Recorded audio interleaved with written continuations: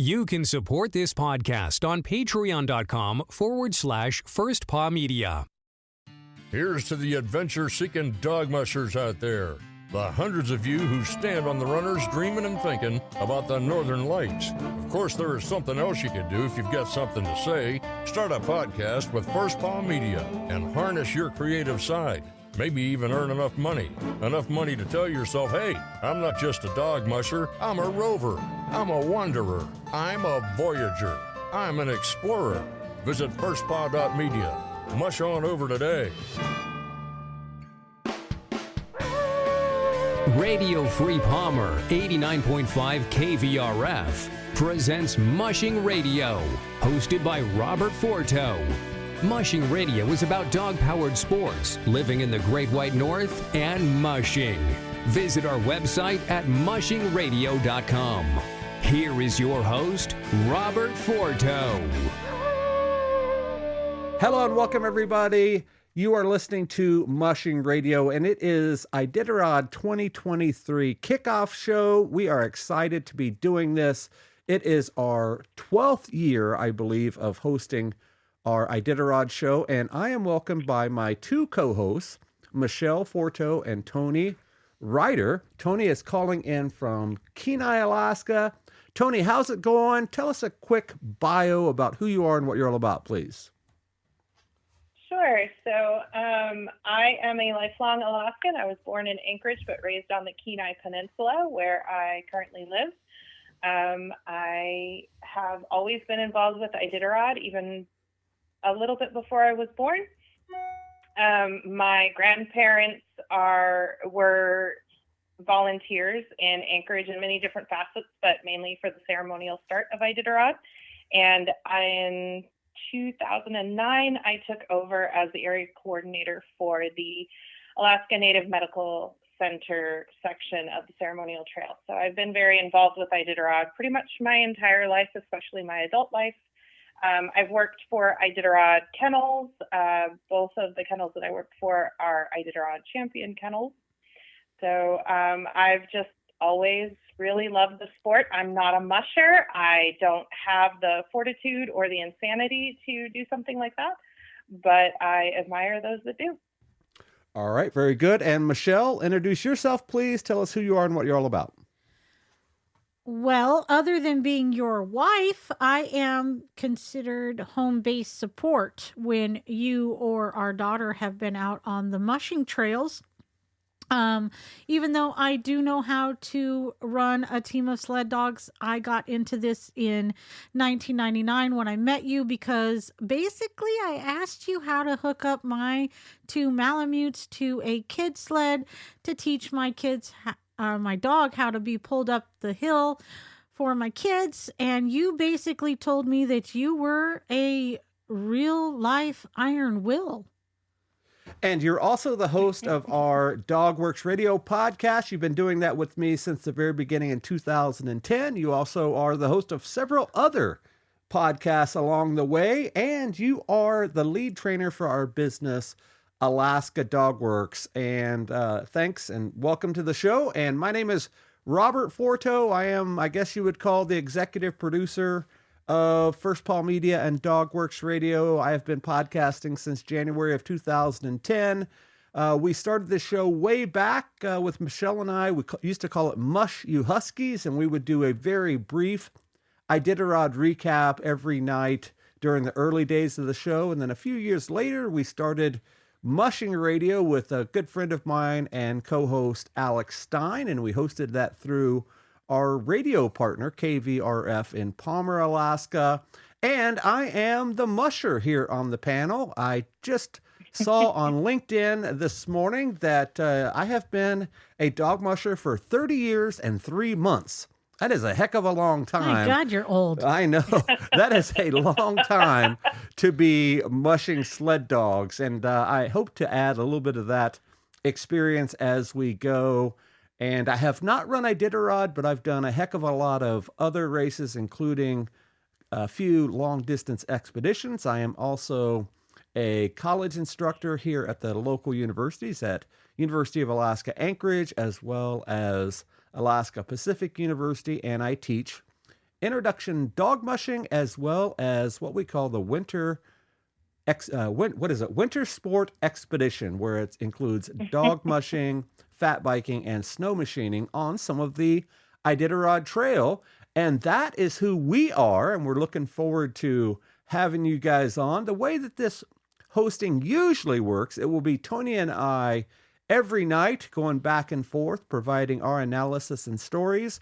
And Michelle, she will pick it up when I am not available. I know I have a trip or two over the next couple of weeks. It seems to always happen that way. Last year, I was in the middle of nowhere, Washington, and Tony and I were hosting this show, and I was in a very small hotel room with really crappy internet, and I was recording on my phone with our little Zoom recorder with the microphone pointed down, so I could hear Tony on the headphones and put it over the internet. And those shows happened to be some of our best shows. I think one time, Tony, we did a 2-hour plus episode when I was in that hotel room. So yeah, never fear, we will be on the air every night. That's what happens when you have zero distractions. Zero distractions and the internet in the middle of nowhere. So Tony, this is the big reveal. We have been talking about this pretty much since mid-March last year. We've covered a whole bunch of stories over the last year or so, and this is your second year of being in the hot seat, if you will. You are now a veteran podcaster. You've been with us for quite a while. So let's jump into that. Let's talk about your journey into this. You talked about being a lifelong Alaskan and literally a lifelong Iditarod volunteer. So you've been doing this for a very long time. What is your role with Iditarod, and how does that sort of play into your experience that you can bring to the show? So I am an area coordinator for the ceremonial start, which doesn't mean a whole heck of a lot other than I herd cats in the form of humans to just make sure that things go off without a hitch in our section of trail. It's about 11 miles through Anchorage that they run and wave and steal hot dogs from people and all of that. And we just have to make sure that people stay to the sides, don't get in the way of the teams coming through. If there are any loose dogs, we have to control them, wave down a police officer if there's a moose in the area, that sort of thing. So it's probably one of the easier positions that volunteers can have. I've also worked, when I lived in Anchorage going to school, I worked in their gift shop area and made a lot of good friendships with different volunteers in the comms and that sort of thing, because it's all sitting there in the headquarters there at the lakefront. So it's a pretty sweet gig. I think I got more knowledge and more experience working for Iditarod Kennels as their social media person and their sound person, depending on the job that we're talking about, to really be able to do what I've been doing since about 2010, which is blogging about the race, about the mushers and the dogs in particular. And then 2 years ago, you and Alex begged me to come on as just a guest host, and then I somehow got saddled with the job. Alex left and I got his job. So it's been a lot of fun. I'm learning a lot. I am completely out of my comfort zone. I do love talking about Iditarod and sled dogs and mushers. So it makes it a little bit easier, but for the most part, I'm still a ball of nerves every time we start recording. Well, thank you for joining us, and thank you for being the co-host of this, and we're looking excited. We are excited for you to be joining us. So let's jump into this. The way that the format typically works before we talk about the Mushers banquet and sort of our stories of the day is every night around 7 o'clock-ish Alaska time, I guess that's 11 p.m. Eastern time, and way later for hours going the other way, we post an episode about the Iditarod Day. And we try to cover news and breaking events that are happening on the trail first. We give a trail report where people are, the top 5 or 10 people, I guess, if you will. And then we talk about where everybody else is at, who's kind of leading up the rear, the back of the packers. So we'll talk about all that and then news and notes. And then we do what we call our Musher of the Day, and we dive deep and tell a story or two about those mushers. And we try to include things that you may or may not know about, whether you're fans of those kennels or you follow their Facebook pages or whatever. We try to give you some nuggets that will lead you down the trail and hopefully begin to cheer on some of these guys. Typically, we will do musher profiles, the musher of the day, of folks that are not necessarily the well-named guys, the front runners, the big name kennels, because they get so much press on their own. So often we will cover the middle to the back of the pack guys, because I believe that's where the true stories lie. And I remember Alex always saying that that's storytelling back there. And he should know he is a professional storyteller and works in the film industry and all that. So we're taking his lead on that. And then towards the end of the show, we like to do questions from our fans. We get a lot of questions on Twitter in particular. We have a hashtag that we follow and tag a lot, and they are called the Ugly Dogs, hashtag Ugly Dogs, and boy, are they active on social media. So we get a lot of questions and comments there. We also post on all of the Facebook groups that we can, all the mushing Facebook groups anyway, and we get a lot of comments and concerns and questions and so on from those folks is there. And then we give what we think is going to happen the next day towards the end of the show. Who do we think is going to take a 24-hour rest, or who's making a move, or anything like that is how we typically end the show. Our shows are slated for 30 minutes. Our radio partner, as I mentioned, is very tried and true to that 30-minute timeline, but I cannot think of a single time in all of these years that we have fixed a time limit of 30 minutes. We typically go 45 minutes-ish is the about the right amount of time. And as I said earlier, we are not bashful about going much longer than that. As I said, a couple of hour show on several occasions. It just really depends on what we get into and the groove that we're talking about. And that's sort of the format. And then, of course, we will post all over the place, pretty much wherever you can find podcasts. So if you're listening right now on your favorite podcast app, they're pretty much the same. You're not going to get a different experience on any one app over the other. We do post on YouTube. It's just an audio file right now. We are toying with doing some video podcasting, and I'm not sure if we're going to be able to do that for this year's Iditarod or not. Maybe it'll be a special 1 or 2 episodes that we do video. I think that would be pretty cool too. And also we are on all the other apps as well. So Google Podcast, iHeartRadio, what else is there? Stitcher, Apple Podcasts, Spotify, all of those are available as well. And it seems to be the demographics of our audiences listen in different places. The younger folks like to listen on Spotify, and the older folks like to listen on Apple Podcasts. So depending on what device you have will depend on what app or whatever you listen to. So that's sort of the behind-the-scenes technicalities of Mushing Radio. Make sure you tell your family and friends. Make sure you hit that subscribe button and you'll never miss an episode. They'll pop up right on your device. And if you will, please leave us those comments, reviews, questions, and we'll do our best to answer them.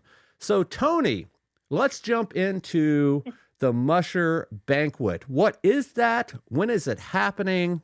What is the format? And why is that important for Iditarod? The Musher Banquet is a very traditional kickoff to Iditarod. It's from the very beginning, it was a meal, it was a musher meeting. Now they kind of do the musher meeting separate, but this is where the mushers draw for their bib number. They go up to draw out of this beautiful mukluk. It's been a tradition from the get-go that they pull their numbers out of a boot. And so they have this mukluk and they go up in the order that they signed up in, and that's where they get to speak to the audience, which is full of sponsors, fans, anybody who bought a ticket, plus the volunteers who work that banquet. And they thank their sponsors. They maybe give, the reasons why they're running the race. They talk about their dogs, and most of them do the very bare minimum of speaking, and they walk off, and they then get focused on either the food or they get focused on the task at hand, which is looking towards strategy once they know when they're starting from the starting line. And it's a really nice evening. There are auctions going on, silent auctions, where they bid on some pretty sweet deals. A lot of tours, the private fly-ins to bear viewings and private lodges and that sort of thing. So a really nice mix of summer and winter there at the banquet. It's a lot of fun. They used to do it where you could mingle with the mushers, and that's where you'd get autographs and whatnot. Now they do a separate meet and greet ahead of time where you go around and you talk to the different mushers there, and then you can just leave the mushers alone. They actually ask that fans not bother the mushers during the banquet so that they can eat, so that they can hobnob with the sponsors of the race, and not have to keep bouncing all over the place to try and keep everybody happy. I kind of missed that, though. I thought that was part of the charm of the musher banquet because you weren't separated from the mushers as much. So that's the banquet in a nutshell. It's pretty dang long. It'll be interesting to see how it goes. This will be I think the second banquet since Hobo Jim passed away, our state's balladeer who came up with the Iditarod Trail theme song. So he normally played music throughout the evening, and so it's gonna be different. But I think that's kind of the theme of Iditarod 51 is it's gonna be different. It is, and I've only had the pleasure of attending 2 banquets here in my time in Alaska. We've been up here for 12 years now, and that first time I was in awe because it was like you said, commingling with all the mushers, and the auction was just huge, and the whole spectacle of it. One last question about the banquet. It's sort of set up in that formal banquet style with the white tablecloths and a pretty decent meal as it goes. But do you know how the tables are set up? Is that by sponsor, or can one person buy an entire table, or is it just sort of random, find a seat wherever? It seems like a random draw. I've never actually attended as a guest. I've attended as a volunteer, which I worked the merchandise table, so I never even actually made it out to the tables. But it seems to be random, just reading other people's experiences and trying, when it's a big group like the Ugly Dogs that you spoke about earlier. They came up one year and they were all trying to get seated close together. And so they put in the comments, or when they talk to the people on the phone, hey, can you make sure that I'm over by these people? And I think for the most part, they got them pretty close together. I'm sure there is a way to purchase tables. I have only seen individual ticket sale options, but I'm sure if you call in, which I'm a millennial, so we don't call anybody if we don't have to.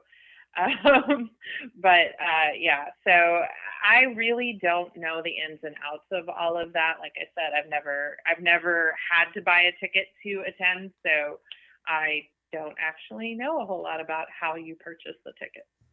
All right. So if one of our fans know how the seating arrangements work, let us know. If you're attending the banquet right now, let us know afterwards. That way we can talk a little bit about that coming forward. So Michelle, I would like you to talk about the mushers that are going to be in this year's race. We have a relatively small field, only 33 mushers, and we want to put a disclaimer out right here on the first show. We ask for apologies right now that if we do mess up some names, and I'm sure we will as we move through our coverage this year, it's definitely not intentional, but when you have some names that I am looking at right now, I'm sure I would mess up a few reading them as well. So, Michelle, can you tell us who the mushers are? And we only know them right now in alphabetical order.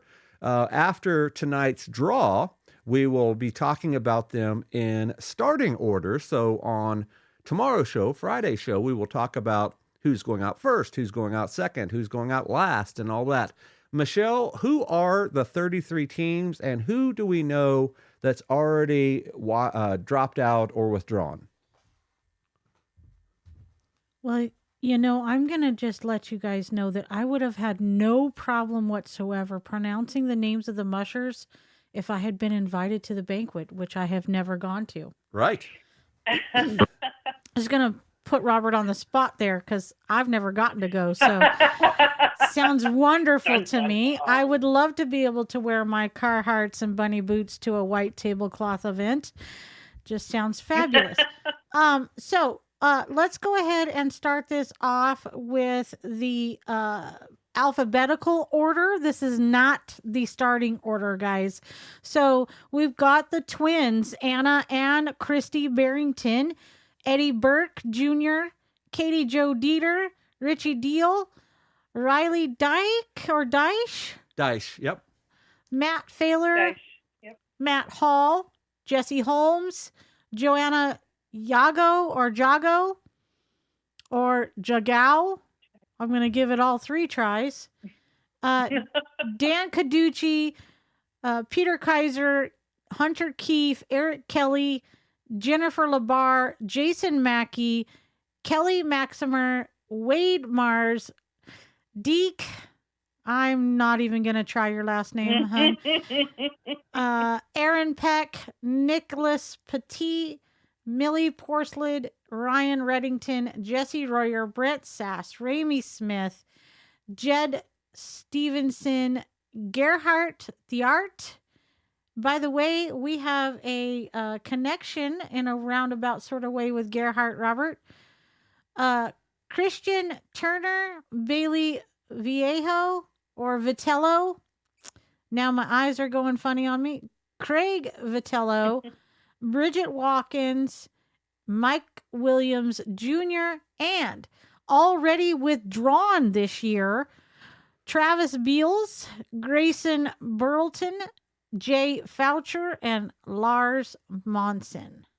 So, again, apologies if we did mess any of those up. We will try our best as we're moving through our coverage to get everybody's name right as we go. So, Tony, you first. You heard the 33 mushers.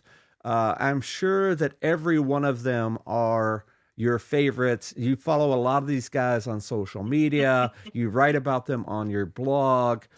There is a story or two with every one of them, but I know that we want to talk a little bit about Jason Mackey. And there was an excellent article that was released just yesterday, I believe it was, in the local newspaper, the Anchorage Daily News, about him coming back into mushing after quite of a year hiatus, now to really reinvent himself and really jump back into the game. And of course, longtime Iditarod fans and mushing fans will know that his brother Lance Mackey passed away late this summer, and he's sort of paying homage to him and his legacy, as well as his family's legacy, as well as his mom, by taking the ashes of his mom and Lance down the trail to scatter them on points,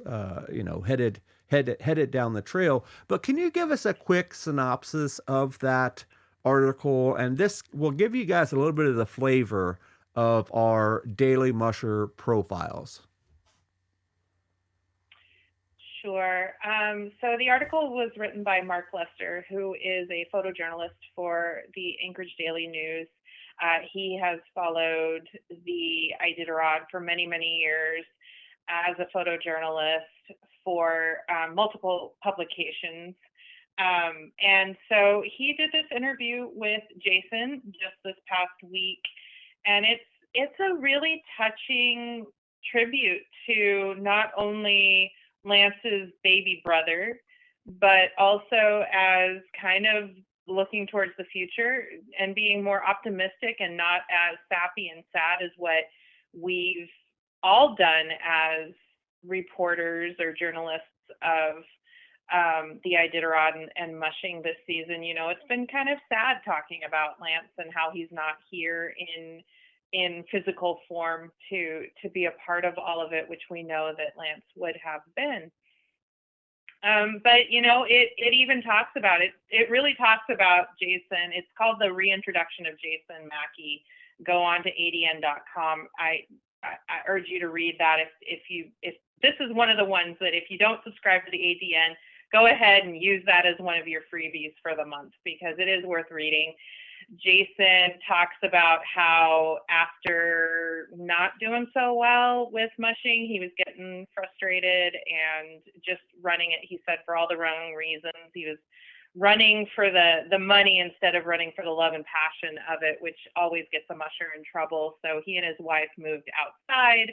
He tried to find that passion in something else and realized that Alaska was home, came back, restarted his kennel that he had just sold off. So he had to cobble together a new breeding program using dogs out of other people's kennels, including his brother's, Lance's.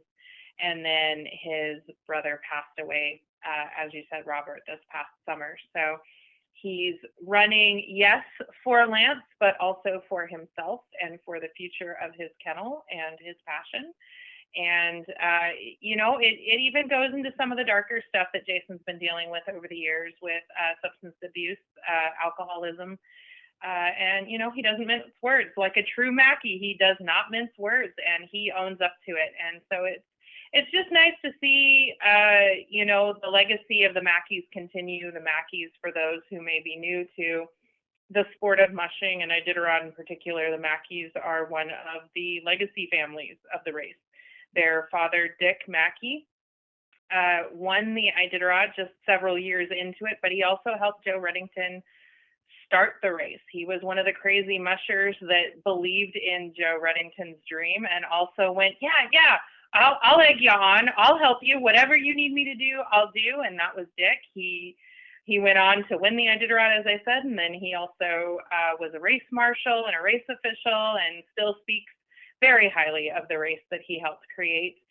And Jason has two brothers who are Iditarod champions, and both Rick and Lance. And so Jason has a lot of history and a lot of legacy with this race. He helped his dad train dogs, and he helped his brother train dogs. So it's a long history, long legacy, and it's nice to see it continue with Jason. We don't see a whole lot of Mackeys other than Brenda Mackey in these races right now. So it's nice to have him back.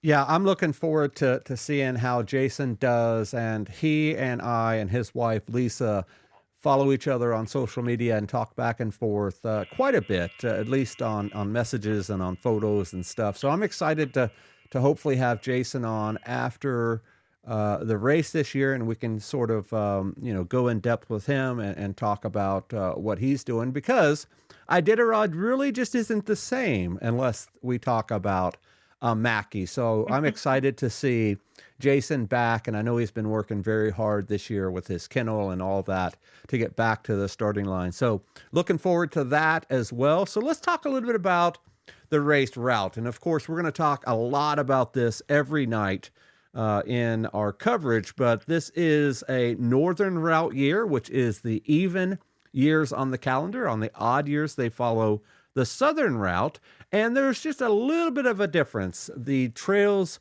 converge or switch, if you will, at Ophir on both years, and then in the southern route, of course, they go south compared to this year's route. And in this year's route, The different checkpoints than last year will be Cripple, Ruby, Galena, and Lawalto, and they'll hook back up at Caltag with the route that they went on last year. And tomorrow night we're going to talk about the different mileages between each route, each checkpoint, and maybe jump into the first couple of checkpoints and talk about what they're all about, and what could possibly be seen at some of these earlier checkpoints on the way. And then after that, tomorrow, we're also going to give our predictions, our favorites, our top 10, if you will, of the race field. And I'm looking forward to that. So before we close the show, Michelle, do you have anything else you want to mention here on the kickoff show? No, I think that we have covered quite a bit for a kickoff show. I'm looking forward to this year's race. I did note that we had 10 rookies. Only one has withdrawn officially before the race is even starting. But 9 rookies is going to make for a lot of discussion, I think, this year. That seems like a hefty amount of rookies. Yeah, almost, what is that, a third of the field? It's a third of the field. A third of the field are pretty rookies. much. And when you're dealing with such a small field, I think that's pretty impressive. I'm excited to see that. Tony, what about you? Did we miss anything or anything you want to mention before we go? Well, I don't know how you want to deal with this, but you said that we're doing the northern route because it's an even year, but it's an odd year this year, and we're doing the southern route. Oh, my goodness. I'm so glad you said that, because I kept looking at the chart, and I'm like, hold on a second. Does he not realize it's 23? Hey, I am living in the past, as they say. And so we stand corrected. So everybody that are screaming at us as you are listening to this, it will catch up. And we are on the southern route. So let's do a very quick correction. So the race route will connect in Ophir. So that is absolutely correct. Mm-hmm. And then the checkpoints that are different this year from last are Iditarod, Shagaluk, I believe is how you say it, Grayling, Eagle Island, and then it will connect there in Caltag. So disregard everything I said about the northern route. That will be next year. And what I will do, Tony and Michelle, I will just cut that part out and dump it into next year's coverage. Look, I say leave it in, because at least you didn't talk about the Fairbanks route. I mean, did not. We're not that off. There you go. Yeah, we're not that off. There you go. And we're going to give our predictions or our experience or our thoughts on the different routes and which is different, which is harder. Everybody has their preference, and I think that that's a pretty cool story as well. So anything else, Tony, before we go? No, I just want to say, since we're talking about the southern route today, a little bit anyway, that this is the first time since before COVID that we are hitting this part of the trail, as we didn't do the regular route in 2021. So the last time we were on this trail was 2019. Wow. Yeah, right. that's I would like us to talk about that on one of the next few shows as well. Is I think that we should discuss a little bit about that Gold Loop trail that they ran in 21. Yeah, of course. I'm looking forward to that. So I guess if that's it from you, Tony, let's definitely send out a request for our followers. What questions or comments or corrections do you have for us? Let us know on social media, and we're going to find out how to follow all of us here in just a second. But we urge you guys to send over your questions, because that's what makes this show special. It's not just a news report where we're just kind of reading off a script like some other folks do. So we're looking forward to that as well. So Tony, how can folks follow you? Not only on social media, but I understand you have a pretty robust blog as well. What is that? You can find the blog at writersblock.com. And then you can find me on social media. I'm on Facebook as Tony Writer, or you can follow me on Twitter, I'm at Tony Shell AK, and then Instagram, I'm at Tony Shell.